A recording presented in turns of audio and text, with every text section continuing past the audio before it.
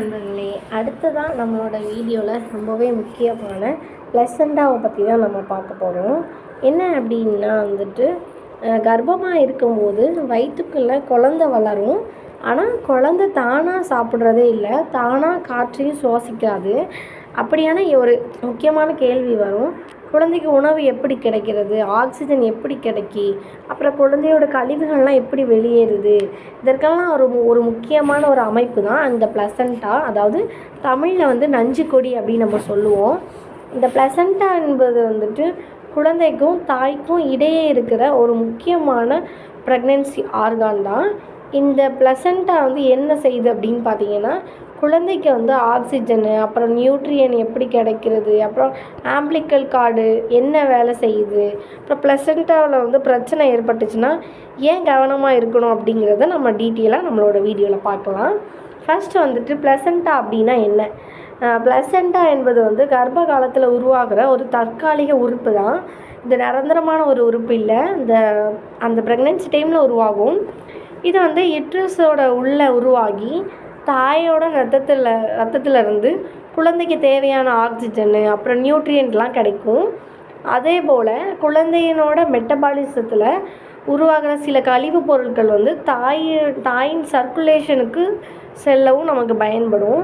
அதனால தான் ப்ளசண்டாவை ஒரு எக்ஸ்சேஞ்ச் சென்டர் மாதிரி நம்ம நினச்சிக்கணும். தாயின் பிளட்டு, தேவையான ஆக்சிஜன், அப்புறம் நியூட்ரியன்ஸு குழந்தை தேவையானதை பெருகும். அதுக்கு தான் இங்கேருந்து தாயிட்டேருந்து குழந்தைக்கு என்னென்ன தேவையோ அப்படி ட்ரான்ஸ்ஃபர் ஆகும். அடுத்து குழந்தையின் கழிவுப் பொருட்கள் தாயோட சர்க்குலேஷனுக்கு தான் செல்லும். அப்போனா குழந்தை எப்படி உணவு பெறுகிறது அப்படின்னு பார்த்தீங்கன்னா, இங்கே தான் ஒரு முக்கியமான விஷயம். அம்மா சாப்பிடும் உணவு நேரடியாக குழந்தையோட வயிற்றுக்குள்ளேயும் போகாது. அம்மா சாப்பிட்ட உணவு செரிமானமாகி நியூட்ரியன்ஸாக தான் உடைக்கப்பட்டு அதுக்கு செல்லும். அந்த நியூட்ரியன்ஸ் தாயோட பிளட்டில் தான் ஃபஸ்ட்டு போய் கலக்கும். அந்த ப்ளசண்டா நியூட்ரியன்ஸ் குழந்தைக்கு செல்லும். அந்த செல்கிறது தான் நம்ம நியூட்ரியன்ஸாக குழந்தைக்கு கிடைக்கும். உதாரணமாக புரோட்டீனு, குளுக்கோஸு, அப்புறம் சில வைட்டமின், மினரல்ஸு, இதெல்லாம் தேவையான பொருட்கள்லாம் குழந்தையோட வளர்ச்சிக்கு தான் கிடைக்கும். அதனால் கர்ப்ப காலத்தில் தாய் சாப்பிடும் உணவின் தரம், அப்புறம் ஊட்டச்சத்து மிகவும் முக்கியமாக இருக்கணும். குழந்தைக்கு ஆக்சிஜன் எப்படி கிடைக்கி அப்படின்னு பார்த்திங்கன்னா, இன்றைய இப்போது இருக்கிறவங்களுக்கு நிறைய பேருக்கு ஆச்சரியமாக இருக்கும். வயிற்றுக்குள்ளே இருக்கும் குழந்தை நம்ம போல லங்ஸ் மூலம் காற்றை சுவாசிக்காது. அதற்கு ஆக்சிஜன் தாயின் பிளட்டில் இருந்து தான் கிடைக்கும். தாய் சுவாசிக்கும் ஆக்சிஜன் தாயோட லங்ஸு, தாயின் பிளட்டு, அப்புறம் ப்ளசண்டா, ஆம்பிளிக்கல் கார்டு, குழந்தை, இதுதான் எளிமையான பாத்வே. இது ஒரு சர்க்குலேஷன் மாதிரி நடக்கும். அதனால் ப்ளசண்டாவும் ஆம்பிளிக்கல் கார்டும் குழந்தைக்கு ஆக்சிஜன் சப்ளை செய்கிறதுல தான் ஃபஸ்ட்டு ஒரு முக்கியமான இதாக இருக்குது. ஆம்பிளிக்கல் கார்டுன்னு சொல்கிறீங்களா, அப்படின்னா என்ன அப்படின்னு பார்த்தீங்கன்னா, ப்ளசண்டாவை குழந்தையோட ஒரு இணைக்கிற அமைப்பு தான் அந்த ஆம்பிளிக்கல் கார்டு. அதாவது இதை தமிழில் நம்ம தொப்புள் கொடி அப்படின்னு சொல்லுவோம். இதன் வழியாக தான் நமக்கு தாயிடமிருந்து குழந்தைக்கு ஆக்சிஜனும் நியூட்ரியன்ஸும் நமக்கு செல்லும். அதே போல் குழந்தையிடமிருந்து சில வேஸ்ட் ப்ராடக்ட்டும் ப்ளசண்டாவை நோக்கி தான் வரும்.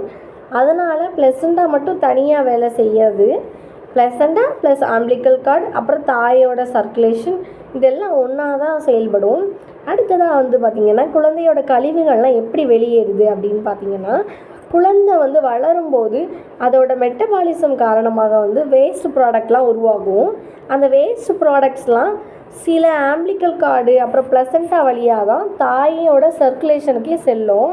அப்படி போகிறப்ப பிறகு என்ன ஆகும், தாயின் உடலில் அதில் இருக்கக்கூடிய தன்னுடைய ஆர்கன்ஸ் மூலமாக ப்ராசஸ் செய்து வெளியேற்றும். அதாவது குழந்தைக்கு தனியாக டாய்லெட் சிஸ்டம் மூலமாக கழிவுகளை வெளியேற்றவே முடியாது. அப்படி வெளியேற்ற வேண்டிய அவசியமும் இல்லை. நமக்கு தான் ப்ளசண்டா இருக்கே, இதுதான் நமக்கு உதவி பண்ணுமே. இதுதான் ஒரு எக்ஸ்சேஞ்சான ஒரு ஆர்கானு. இதுதான் அதில் முக்கியமான பங்காக இருக்குது. அடுத்து பார்த்திங்கன்னா, ப்ளசண்டா ஒரு பாதுகாப்பு அமைப்பாகவும் செயல்படுமா அப்படின்னு பார்த்திங்கன்னா, ப்ளசண்டாவின் இன்னொரு முக்கியமான வேலை பேரியர், அப்படி இல்லைன்னா இம்யூனோ ஃபங்க்ஷன். தாயின் உடலில் இருக்கிற எல்லா பொருட்களும் குழந்தைக்கு அப்படியே செல்லாது. ப்ளசண்ட்டாக பல பொருட்களை வந்துட்டு மூமெண்ட்டாக கட்டுப்படுத்தி தான் உதவும். மேலும் பார்த்திங்கன்னா சில மினரல் ஆன்டிபாடிஸ்லாம் குழந்தைக்கு செல்ல உதவி செய்து. பிறந்த பிறகு வந்து ஆரம்ப காலத்தில் குழந்தைக்கு சில இம்யூனோ ப்ரொடக்ஷன்லாம் கிடைக்கிறதுக்கு உதவும். ஆனால் ப்ளசண்டா வந்து எல்லா ஹார்ம்ஃபுல் சப்ஸ்டன்ஸும் முக்கியமான தடுப்பல்ல. அதனால் கர்ப்ப காலத்தில் புகை, ஆல்கஹாலு, அப்புறம் மருத்துவர் பரிந்துரைக்காத சில மருந்துகள், இப்படி தேவையில்லாத விஷயத்தெல்லாம் நம்ம எடுத்துக்கக்கூடாது.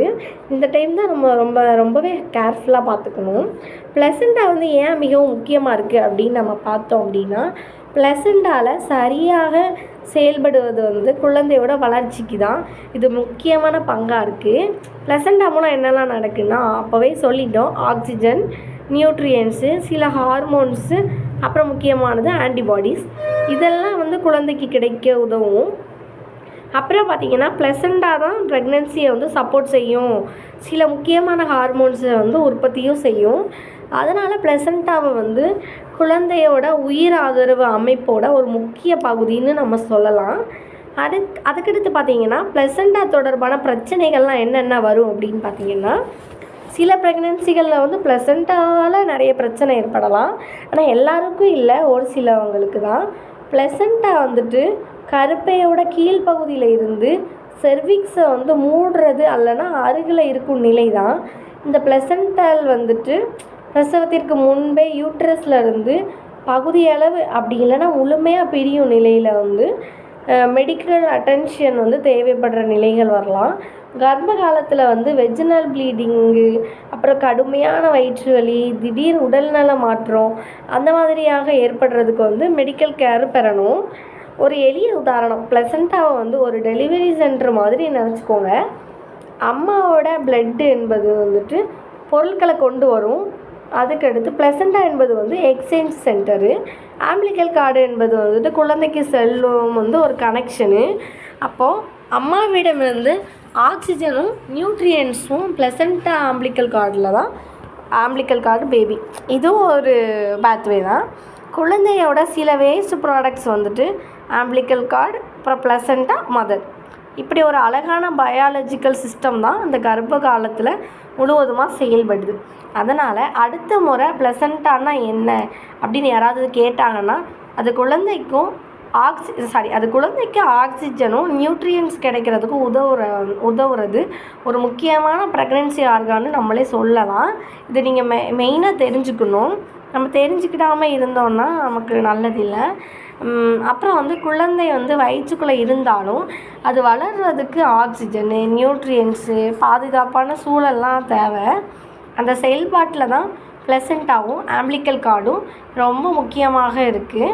அதனால் கர்ப்ப காலத்தில் ரெகுலராக நம்ம வந்துட்டு செக்கப் பண்ணிக்கணும். தேவையான ஸ்கேன்லாம் எடுத்துக்கணும். மருத்துவரோட அறிவுரையெல்லாம் நம்ம கேட்டு தான் பின்பற்றணும். அடுத்து ஒரு தாய் சாப்பிடும் உணவு, அவளுடைய உடல் ஆரோக்கியம், ப்ளசண்டாவோட செயல்பாடு, இவை அனைத்தும் தான் குழந்தையோட வளர்ச்சிக்கு தொடர்புடையது. அப்போ கர்ப்ப காலம் என்பது வந்து ஒரு உயிர் உருவாகும் வந்து ஒரு பயணம் மட்டும் இல்லை, தாயின் உடலும் குழந்தையின் உடலும் இணைந்து செயல்படுற ஒரு அற்புதமான, அதாவது இயற்கையான செயல்முறை தான் இது. இது போன்ற ஆரோக்கியமான தகவல்களுக்கு நம்மளோட சேனலில் ஃபாலோ பண்ணிக்கோங்க. வேறு ஏதாச்சும் டவுட் இருந்துச்சு அப்படின்னா கமெண்ட்டில் தட்டி விட்டு போங்க. நன்றி. நெக்ஸ்ட் வீடியோவில் பார்க்கலாம்.